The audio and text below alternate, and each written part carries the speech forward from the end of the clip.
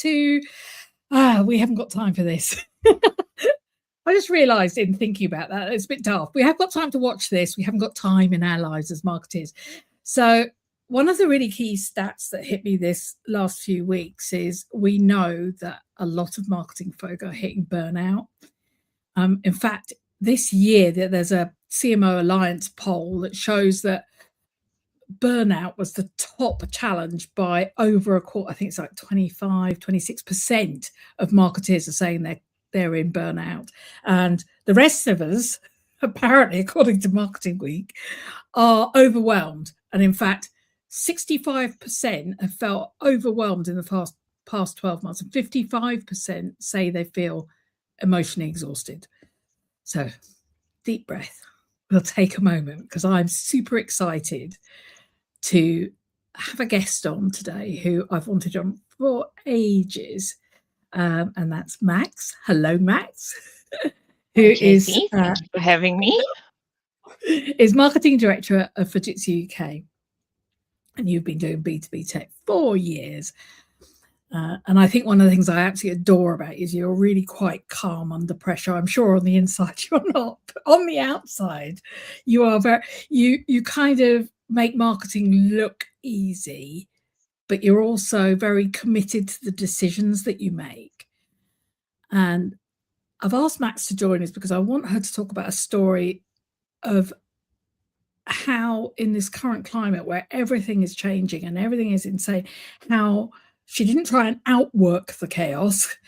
You changed how the work is run, how teams are structured, the operating rhythm, and how those internal rules all fit together. So how you can become a better version given all the challenges we're facing by restructuring. So thank you and welcome. Thank you very much. I've been very excited to be here today, so I'm really looking forward to it. And we'll have a really proper good chat. So my first question is, what was the moment you realised that the way marketing was structured couldn't keep up with the reality of how work is today? So I'll set the context a bit, Katy. So I've been with Fujitsu for over 20 years now, so definitely showing my age. And during this time, the structure of the UK marketing team had remained completely unchanged, even though the workforce had reduced, which is very, very typical in today's environment. But we had gone from when I started in the mid-2000s, 90 people in the UK marketing team. And today I have 13. And yet the business continued to grow, but the number shrunk. And how we had it was the team was organized by sector or by accounts, with a smaller group focusing on like those specialist disciplines such as digital and events. And that group is now a centralized function. But while this model, as we know, worked brilliantly, because what you really want is people embedded, dedicated marketers into accounts and understanding the sectors they're in, with the amount of people, it became increasingly unsustainable. So over time, what happened was we were working in silos. So all the people working across the different areas, they were duplicating effort. We were finding very limited economies of scale. And with 13 people, just really insufficient coverage across the breadth of the business. We just couldn't get to everyone. So I took a step back. And in January last year, I dived in and I thought, right, we need to begin a bit of a restructuring of the UK marketing team. And in April, so next week, it'll be a year since we started our transformation. And what I did was we sat down and had a look at the team, had a look at their strengths, and we organized them into two core areas. So as we know, as a field marketing team, demand generation. So important. We have to create that demand for the business. So I created demand generation space, and this spanned across our horizontal and our vertical markets. And then we also had customer interlock. So this is covering, very importantly, account-based marketing, deal-based marketing, and then thought leadership, partners, events, analysts, that bucket of things we needed to pull together. And what this meant then, rather being tied to specific sectors or accounts, the team now worked across the entire business. And then they could draw on each other's expertise. So I'll give you an example. So if we drove, say, a vertical demand generation initiative, so we might deliver a digital campaign with sector-specific content. You could enrich it with horizontal campaign assets. We then did tailored thought leadership. We added in partner activation. We had personalized ABM for those key accounts in that sector, and then threw in a face-to-face. So what we had was we had each specialist in the team own their part of the delivery, have an integrated approach, and then we could just replicate it across all the sectors. So what we were Brilliant. finding is the new model allowed us to learn, and we're now improving on every campaign. We're using results and feedbacks. We're refining our approach and becoming more effective as we deliver more across the sectors. So even though we are a small team, we're doing more, which is brilliant. Yeah, which is what every marketer is trying to do right now. Absolutely. So Absolutely. before we get into some of the challenges and everything else, how did you identify where time was really leaking? Because there's a lot that happens in enterprise where there's sort of meetings and handoffs and approvals and the hell of reporting and all this kind of. How did you identify, and then how did you solve that? Okay. So I think that prior to the restructure, I think significant time was being lost through the different sector teams independently creating very similar work, but in silos. So the core messaging was probably largely the same and only needed a bit of refinement at the account or industry level. Yet what we were seeing was multiple versions were being developed in parallel instead of running that one core campaign and tailoring it in. But also, Yes. if I think about time leakage, in our current way of working, we spend the entire day going from one Teams call to the next to the next. And there is very little uninterrupted time for the deep work for us to think. And if I think back 7 years ago, prior to COVID, the volume of meetings has just increased. And we now have meetings to prepare for meetings. And I'm going to admit, I'm partially responsible. I genuinely like speaking to people, so I would rather phone than write a message. But I think at the same time, we've just got to think about how we operate slightly differently to be more effective. And then if I also touch on reporting, this is always going to be a major part of our roles. So almost every department is expected to report regularly, and effectively we're justifying our activity, and I really, really don't see that changing. However, how we report should evolve. And I think there's huge potential to improve. And we are 8 minutes in, and I'm going to use the AI word because, that's never not going to happen when we're talking about marketing. So true. Yeah. But AI should help us reclaim some time. But I think Yes. that the real challenge is freeing up time to learn how to use the tools effectively. And, it's often said that AI won't take our jobs, but people who know how to use it well might. So I think for all of us, we need to just be a little bit more clever in what we're doing. Yes. And I have to put a little pitch in. If you have no idea how AI could help you in marketing, we've got a report on our website. I'll pop a link into comments later. Brilliant. That talks about the use cases. It's not telling you what you should and shouldn't do, but it's just there to spark some ideas. Because I think you're absolutely right. The admin, and particularly in reporting, where, unfortunately, even in the world of social media, we never seem to get the same results out of each platform. So drawing out what's in Meta versus what's in LinkedIn versus what's in Reddit is a joy. That's a joy. I feel the same. I feel like I spend my entire time reporting on the reporting that needs to be reported in another kind of version. Absolutely. That's what we do. Yeah. It's such a pain. And I think, getting a nice little agentic workflow running that is able to solve some of this makes a huge amount of difference. I think where the smarts come in is having, you mentioned, time to think. Definitely.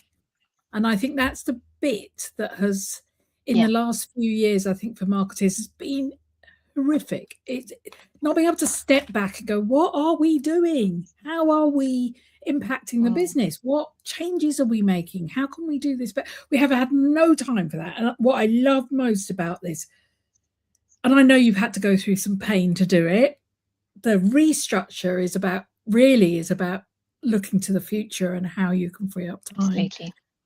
So I think it's worth talking now about what you did to the team. You've talked about the overarching, but really those roles and what you stopped doing, and maybe some of the challenges that you had. Yeah, absolutely. So I think what we did, the team was restructured so that individuals became almost specialists within specific areas of marketing delivery across the business. But also, we opened up the ability that if people wanted to try things and then change, there was the ability to do that. Also, super important, you don't want anyone pigeonholed within a specific delivery or a specific discipline. So everyone can move around.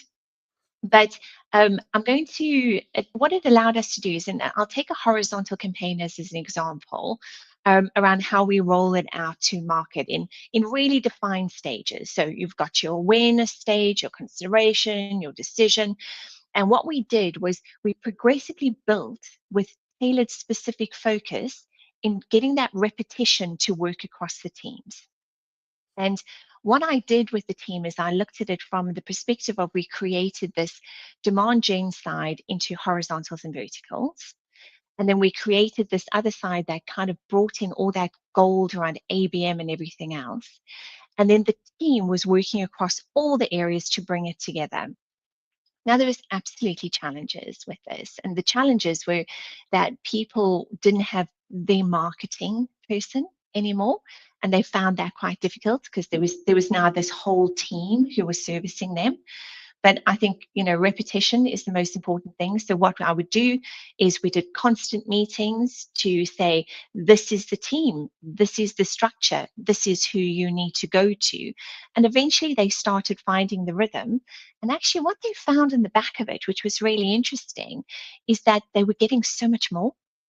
So they weren't only getting perhaps the discipline that their marketing person was delivering, they were getting the breadth of everything we had in country and region and global.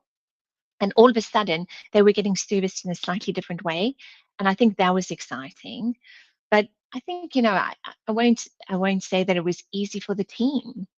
The team found it challenging, so all of a sudden they had to go from probably a niche space into something really broad. So there was a real learning curve that everyone had to go on, because all of a sudden they had to have a broad understanding of the entire business, be it industry or even be it like our portfolio, and understanding where the portfolio sat.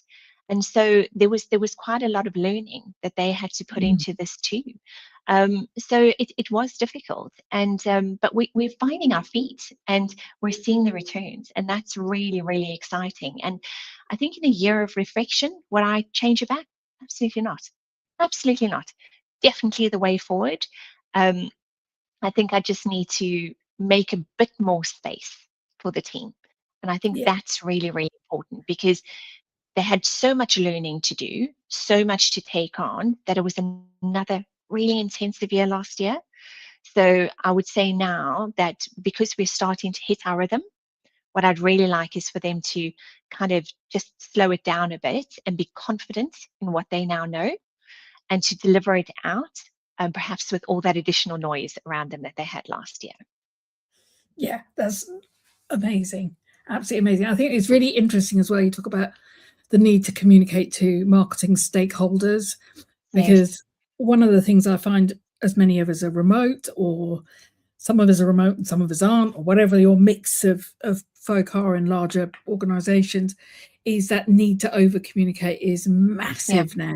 And that is also adding weight to our time. We need to find better ways of doing it. But I'm with you. I'd rather spend more time chatting to people, talking to them about how it works, than, fighting it out with a dashboard to try and get something meaningful out of a loss of credibility. So I think that for all of us that makes sense. And I think there's something that's really joyous as well about becoming, what is that phrase when you where you're master of none? What is that phrase? Oh, jack of all trades, master of none. I kind of like the idea that you have specialisms that people are able to at least learn, and then they can move on, absolutely, to try something new. And I've always felt that sometimes marketing is so, I mean, when I started in marketing, there were like 7 channels. I mean, ooh, it was so easy. And now, 40 years later, we've got the mess we've got now. And it is really tough to keep ahead of what you're doing, keep ahead of what's changing. Just as you think, like the SEO world thought, right, we've got this solid, yes, there's algorithm changes, yes, there's this, along comes AI and breaks the model completely. And it's just, we're just, change management is one of our biggest challenges. So I'm with you. To anybody who's watching us live, please ask questions. We're happy to take whatever you like. In the meantime, talk to me about what kind of, I'm quite interested in cadences and the word rituals, the things you do to kind of bring everybody along, because you're not talking about machines in this case, you're talking about even if it is only 13 people, it's still 13 people. So what cadence did you kind of set so that you had a new model for operating? So as I mentioned previously, at first, people found it really difficult not to have their marketing person to go to. So we started doing these calls with them quite regularly just to drive the cadence of understanding. And now that the understanding's in place, what we tend to do is we hold sector-specific meetings every about 6 to 8 weeks. And what we do is we do it with my 4 leads. So across the demand generation space, our verticals, horizontals, the ABM, and then the bucket of everything else. And we go into these sessions to report what we're delivering to them. So we explain what are we doing for their area, what the results are, what we're achieving, and most importantly, where we need their support. And this has really helped us demonstrate the reuse and localize model so that they can start understanding it. And as I said, they're now seeing the breadth of what they're getting from the team, and that's kind of been the feedback we've had from them, which has been really, really good. And actually, because of having that cadence of meetings in where we report to them, because we're going into the new financial year, so we're 1st of April, so we're actually rapidly approaching the financial year. What we've done in the last 2 months is we've flipped the meetings onto them. So we've said, we're approaching the end of the financial year. You know what we've been delivering. We can give you a quick snapshot of the results we've given, but actually let's turn the tables to you. Tell us what your targets are for the year. Tell us where you are selling, what your capability focus is, where in the portfolio do you want us to focus? And actually, because they know the structure that we're delivering in, it's really easy for them to say, this is our focus across the horizontals. This is our focus into these specific verticals, and these are our really key accounts in ABM. So it's kind of creating that dialogue that's really, really built up. And I think that has really, really been important. But also, I think what's been really important for me is the moving away from the single person has helped us stop and I'm going to call them the non-essential marketing requests. Okay. And one of my dear colleagues, one of my favorite colleagues, has this fantastic term that she says it's the pens, parties, and PowerPoints.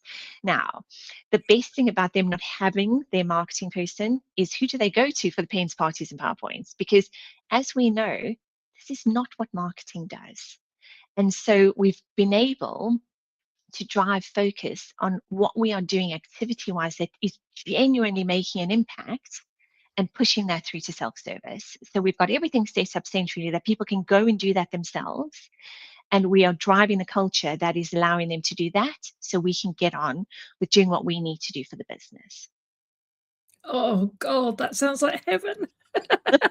Well, do you know, I wish I could say it's 100% there, but we're definitely on the road, and that's the most important thing. It's just, yes, exactly. And it's that whole view, which is often, it's the others in our business who don't really know what we do. And it's our job to kind of keep us focused on we're here to impact Yeah. commercials, not here to arrange for you to meet people at a party. We got a question in from Or to tidy up the slide set, yes. yes, exactly. I've got a lovely question in here from Terry Donovan. She would be intrigued to understand, what did you find was the most effective way to divide the specialisms ownership across team members? Really, Did you really pick interesting your own? question. Um, to be honest, I always had a senior team sitting at the top, and I had a conversation with all of them, looked at their strengths about where I thought they should go, but also because this was an ability, they've always been very broad marketers, my very senior team, so they could go into any discipline. So some people, it was a natural. So the person who runs my account-based marketing, absolutely natural for her. This is her passion. She knows what she's 100% in this space. She went in there. I had someone else who was very, very linked to a very specific part of our business and had been embedded in that business for about 5 years. And actually, she wanted to come out and try something completely different, and fully capable. So what we did then was to divide a role for her that would actually move her right out of her comfort zone. So it wasn't a one fits all. It was more a conversation. And actually, what we decided is that if after the year people went, this is not for me, we could have made the change around. And we have made changes for the new financial year, very small ones, with the more I suppose, junior team, but the senior team are absolutely holding their own. And I think because they carved it out so beautifully in the business, I can't see them wanting to change where they are at the moment. But it was really an ability for us to put strengths where we needed it, but also give people who've got immense strength opportunity to grow. So we did a bit of a combination. I love that, because in the modern day of the world we're in, and I know it's how immediate future runs, we allow people to lean into the things that they enjoy doing. Yes. We don't have to have the rigid, this is what you need to do type thing. You can actually be quite flexible, and because the world keeps moving, in a way, it's kind of what you want. Exactly. And the thing is that where our focus is at the moment as a field marketing team, is very much within specific areas. As something new comes in, we're going to have to upskill, learn, and shift again. So we all need to be really, really flexible in what we're doing and adaptive. So I think that it also showed a bit of guts within the team to say, do you know, I want to try this, or I'm really comfortable here. And that allowed us to go, okay, let's give it a go. Let's give it a go Yeah, and see what happens. I love it. I absolutely, I think this is how careers should progress. In my view, this is a great way to grow as a person. Yeah. But let's get on to a little bit of a knotty question. Okay. When budgets are tight, when are they not tight, but they're particularly tight at the moment? What changed in how you prove value? Was it fewer metrics, decision ready signals? What how do you make it a clearer story for people who are maybe not in marketing? Yeah. So I think that fewer metrics, yes, but sharper metrics, really, really important. So we need to focus on a small set of signals that matter to the business. So what we were doing is looking at maybe things that can translate better. So qualified opportunity for sales. Which of those generated pipeline activities in, say, the ABM approach that influenced the pipeline, where we were seeing the win rate uplift. Um, but also on decision ready signals, what we needed to do was take away some of the vanity metrics, those ones of we had so many people come to this and everything else. And, if they're not the right people, it doesn't matter. And what we needed to do was concentrate on what was moving specific deals forward. So, is it that we were seeing content being reused in bids? Had accounts changed behaviors? Were we seeing new stakeholders engaged? Was there new opportunities open to us? So looking at where we were seeing that decision ready signal bringing us the information. But I think also really importantly is that we need to have a clearer story for finance and sales. So we need to reframe our reporting around the business language, not marketing. So, I mean, anyone on the marketing team, we're the only one who gets the marketing metrics. No one else in the business does. And so what we needed to understand is start talking to them in their language and also link it to activities that they are understanding, which is deals, extensions, upsells, where we can see marketing making a difference so that we get that investment and make sure that it continues. But I think we all have the, we get into the lingo, we get into the acronyms really, really quickly, and it goes right over everyone's heads. So for me, I think that was probably one of the most important things. Yeah, and I think it's a real tough one as well, because often, our senior leadership teams tend to understand a bit about marketing, but not really what we do. And we get it all the time, which is, oh, have we got more followers? From the CFO, and we're thinking, well, yes, but does that matter?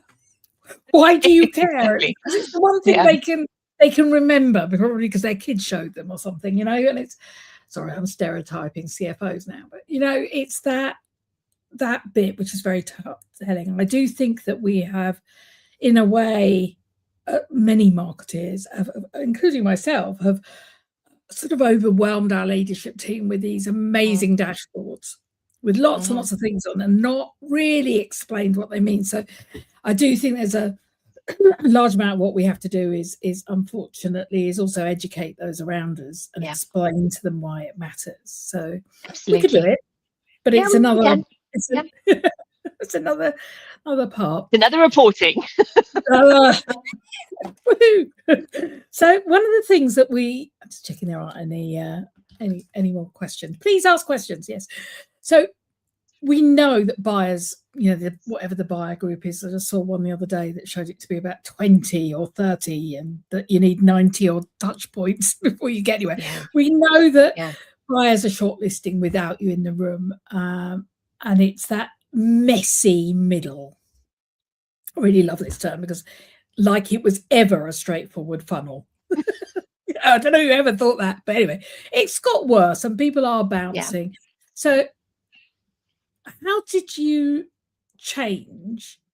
So in that mix that you now have, how has it changed so that your teams think about that kind of content, the proof points that buyers want, we call it nudge nurture, the nudge nurture programs.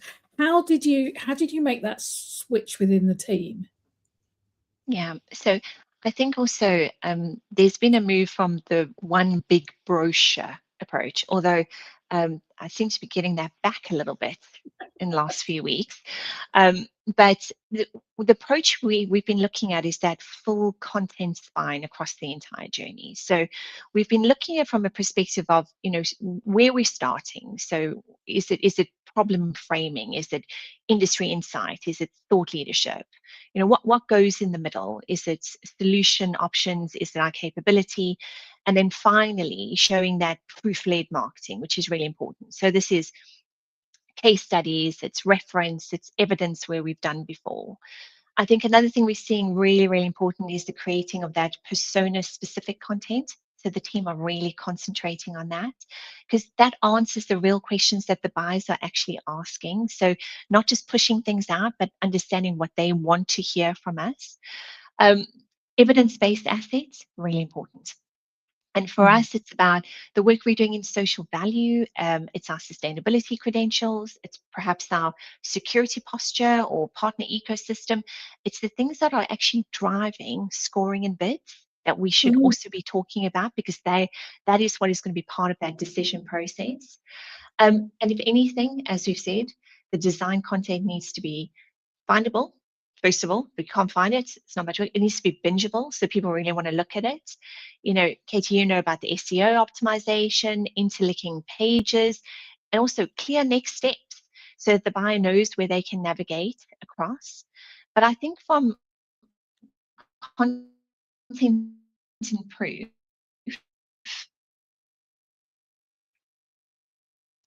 we need to start with the buyer's questions and objectives, like persona and journey mapping. You know, we need to do that, or else what we do is we put out what we think they want to see. We need to treat content as a system, not a once-off. So every asset needs to have its role. You know, there needs to be no gaps in the critical decision points that they're making. So everything that they're thinking about, we need to be covering. And we need to build proof into all of it. So link back to the references I've mentioned, the data points, the analysts' quotes, you know, the partner validation. And again, all of this can be used in our ABM and DBM work, which is really important. And then again, as we've said, non-linear journeys.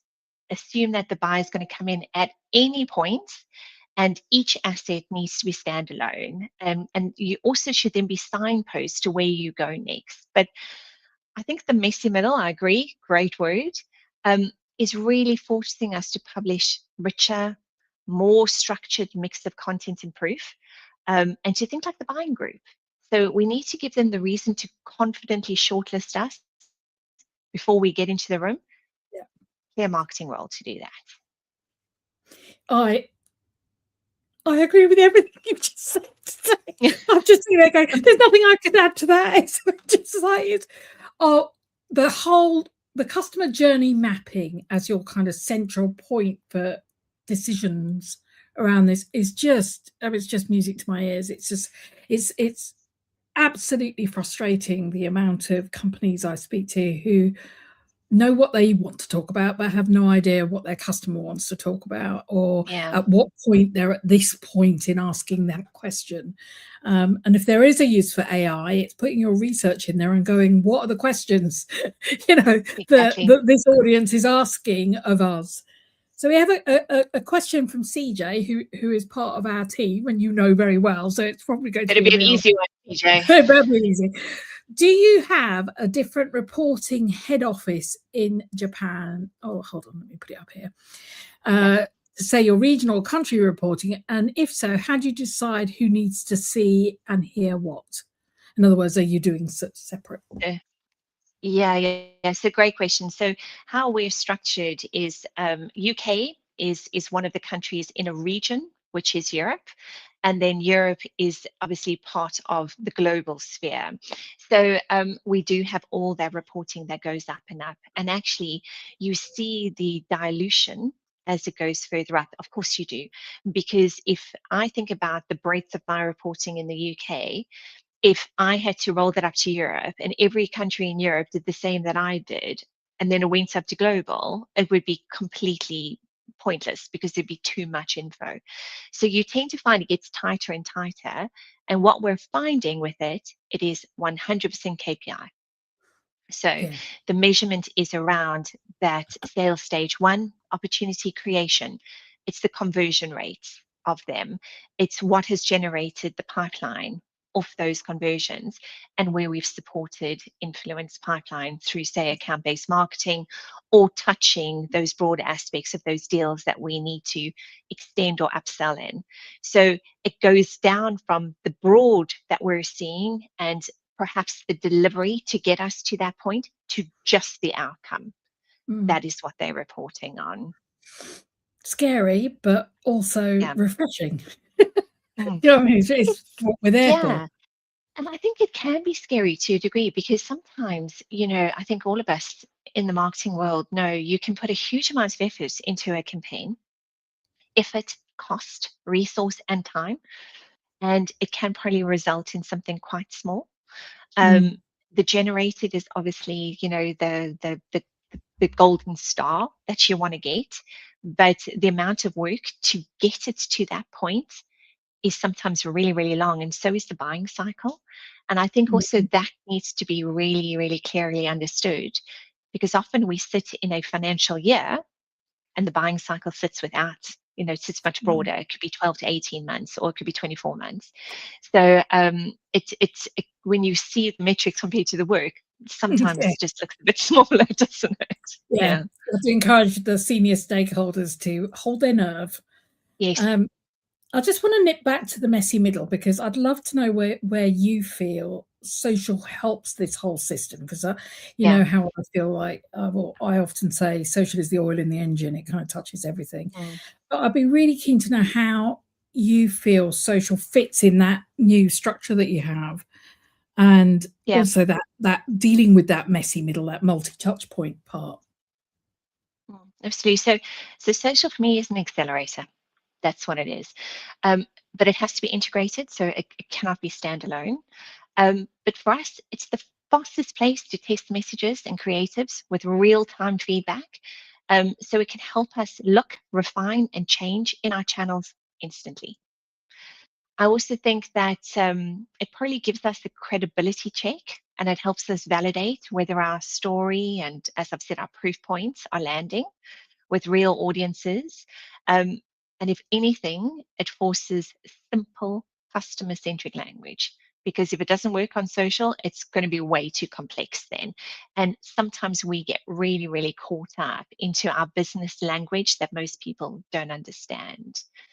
But I think the great thing about social is that it extends the reach way beyond the one contact. So it extends to the wider buying committee, which nowadays is really, really important. And it shows us interest at account, role, and sector level, which Mm. again will help us see where the interest is building.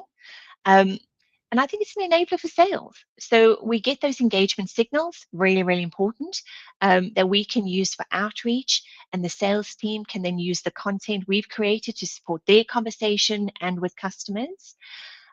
So I think really, really important. But there are areas where we might get it wrong. And I'm just going to kind of add that in because I think this is really important too. And I think it's sometimes when people, again, I might have mentioned those pet projects that people want to do, and that's when we get it wrong in social, because you're always going to see really, really low impact when it goes out. Because if there's no integration into other elements of the campaign, so making sure it's linked to that web, to that email, to the events, we're not going to see anything, and it's not going to generate that return that we needed to. And for us this year, it's been quite a fundamental change, is that we've got an inside sales team. They are an absolute godsend. They're a team that are working in lockstep with us, that when we start getting those engagement rates, when we start seeing that interest through the campaign that are being pulled down from social, we look at it and we go, should we look at reaching out at this point at an early stage, or do we put it back into social nurturing? And actually, that's allowed us to move a lot quicker. So we're really seeing that benefit of social bringing that whole system together, because we're now moving faster, we're building that clarity, we're getting our story out, and sales are also seeing that enablement come in. So just has to be right in the center, integrating everything in. Yeah, as I said, oil in the engine. And I think Absolutely. really, it's super interesting actually, because not only is it that you just talked about, it's also a lovely test bed. At the moment, we all know that AEO, the AI search engines are Yes. becoming dominant and a major part of how our buyers are shortlisting, which is terrifying. Yeah. And we've recently, with your more European division, started working with Reddit. So we know LinkedIn gets Yes. picked up, also Reddit. And what was really interesting was we use tools like Brandwatch to go into the detail of Reddit, and we can see the questions people are asking. I mean, just like heaven, So now we can go, if they're looking at cloud compatibility or cyber security in a specific area, what questions are being asked? And you can see the questions and in a way, some of the thought processes that buyers have got. And that is, it means that areas that maybe sit outside of the typical sort of LinkedIn become the place you can test bed as well. So Yeah. I think it's I do love social. It keeps changing, but right now it's an exciting space to be in for B2B. I agree. So before we wrap up, I've got a couple of questions before we wrap up, and one of them is, if there was one thing you'd protect, even under pressure, if we were all sick, what do you want to do? Because it saved time and gave you that chance to have the confidence for later on. What would you save? What's the one thing you think? So I think it's probably one thing that I try and stick to as much I possibly can, and we're feeling it a lot at the moment, is that it's getting clear objectives from business, and what we want to achieve before we start the work. And so the reason I say that is that sometimes in the beginning, we're so dependent on the accounts and the sales team for their plans, and we're eager to start working, and we sometimes maybe push it forward a bit. But I think that we need to recognize that it's okay to be slower at the start, and make sure that we get the right direction, because in the long run, it saves us a huge amount of time, because it Yeah. means we get those fewer rewrites, we get those fewer pet projects, we get less scope creep. It means like scope, I was going to mess it up. Scope creep, and far less debate around if it worked or not. So I think if there's one thing I really protect, is that as we stand by that to say, actually, we need the objectives, we need the what we want to achieve before, because it's going to build confidence for the stakeholder and sales, because when we report back, we've agreed the exact goals we've agreed together. But sometimes it's that, oh, they don't know, I'm just going to do this. So I think, if anything, it's just to protect we want the clear objectives, and we're not going to do anything until we've got it. And I just need to listen to those words. I'm going to put this on repeat when I finish listening to it, because it really is really important. But sometimes it's difficult to get, and you've got to hold your nerve on that one. Oh, yeah, absolutely. You totally have my agreement on that, because the frustration is often a woolly brief, and you think you're doing, I always think that's also terrible for, just as normal human beings with anxiety, because you never know if you're quite doing this right, or if you're getting in the right, you're having to make a judgment call, which you don't really need to if they told you the answer. Yes, I'm absolutely with you. And as an agency, we get this all the time. It's pushing back actual objectives, and also get objectives that go beyond, we want, more followers, so go beyond that, and actually something that actually means something to the business.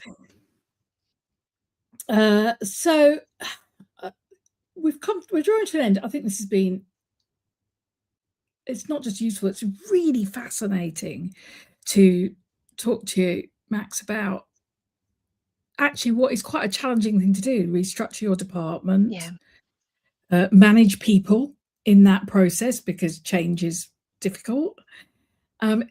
What's your kind of looking back on the year, what's your kind of one thing that you kind of go, yeah, I'm really pleased I did this? I think that it's to sit now and to look back, being a year, we can see the work has paid off. I think if you had asked me 6 months in, I would have probably had a bit of more of a wobble and thought, have I done the right thing? And I can still go back, kind of thing. But I think sticking to our guns of doing it, and if anything, it's a shout out to my team, who are incredible and who bought into it and the change. I wouldn't say without question, because they all at the level where they challenge, which is really important, but bought into it and then delivered it with me. And I think having that unified voice as the team to kind of stick to what we're doing, we've managed to achieve it. So for me, I think if I look back, I think God, it was the team who actually helped push this over the line, and actually brought everyone with them, because they were the ones doing the work. And so all the accounts and the sectors and our stakeholders have got a real respect for what the team have delivered. And perhaps in some areas there wasn't a big change because they didn't have a marketing person. And so now they think marketing's amazing, because now they've got all these marketing people. So I think if I look back, I'd say that I'm proud of the team. I'm proud of what we've done, and I'm really pleased we did it. I'm really pleased we did it. Now, I'm also not going to say we're going to stick on this structure for the next 20 years. But I think what it allows us to see is that we've got the ability to be agile. We've got the strength to kind of move with it.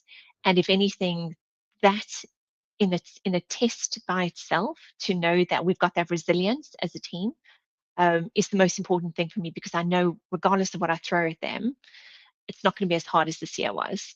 And so they're Yeah. going to be amazing. Just brilliant, absolutely brilliant. And you know, I did an interview the other day with another podcaster, and I said they asked me what I thought was the one thing that marketeers need in today's day and age, and I said it's the ability to change. Yeah. That is the thing, because the world is moving so fast in our world, whether it's data, whether it's AI, whether it's machine learning, whatever it is, it's crazy fast. And if we don't change with it, there's no point going, oh, I wish for the days when we could send, you know, faxes to people. You know, wishing for those days. That just shows you how old I am. That I remember when we used to run campaigns on a fax machine. Yes. But you know, we can't, there's no point wishing, you know, this is the way it is. And you know, I think getting time back to be able to think about these things, and more importantly, I always think with our teams, is giving them the opportunity to learn more skills.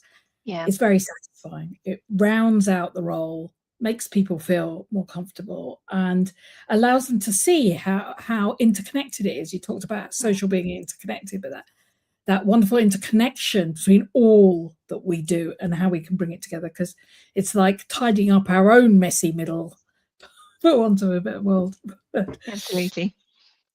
Max, thank you so much. This has been, thank you, Katy. I knew it would be. I knew it would be. And I really hope that there are an awful lot of marketers out there who are, you know, maybe on the brink of making changes, or feeling that their teams are creaking, who can take some comfort from this, that it does work. It, you know, it's not an easy path, but it is a path that actually draws benefit from it. And you know, we'll try and pull some stuff together in a blog and a little bit of a framework afterwards to show how you might ask yourselves the right questions, so that if you're going through this yourself and looking for change, you too can make it happen. Thank you again.